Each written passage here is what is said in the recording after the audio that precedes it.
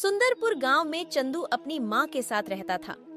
चंदू के पिता कुछ महीने पहले इस दुनिया को छोड़कर चले गए थे। चंदू एक अच्छा और बहादुर बच्चा था।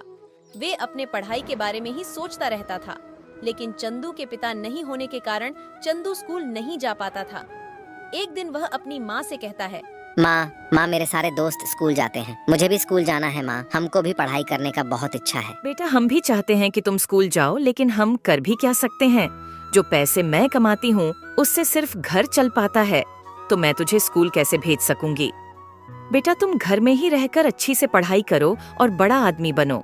तुम्हारे पिताजी का भी यही सपना था कि मैं अपने बेटे को पढ़ा लिखा कर बड़ा आदमी बनाऊं, लेकिन वह इस दुनिया को ही छोड़कर चले गए। यह कहकर चंदू की माँ खाना बनाने चली जाती है और फिर कुछ देर बाद खाना लाकर बोलती है कि बेटा खाना खा लो, और फिर दोनों बातें करते करते खाना खाने लगते। एक बार जब चंदू खेलने के लिए अपने घर के बाहर गया हुआ था, तब उसने देखा वहाँ पर एक घायल तोता पड़ी हुई थी, जिसे कोई तीर से मार दिया था और उससे बहुत खून निकल रहे थे।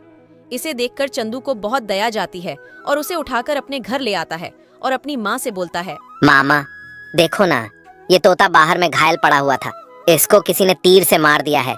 देखो ना कितना कितना खून बह रहा है, आप कुछ करो ना माँ। हाँ रुको बेटा, मैं कुछ करती हूँ। ये तोता कितना प्यारा है, इसको किसने मार दिया। कुछ दिन बाद तोता ठीक हो जाता है और उड़ने भी लगता है।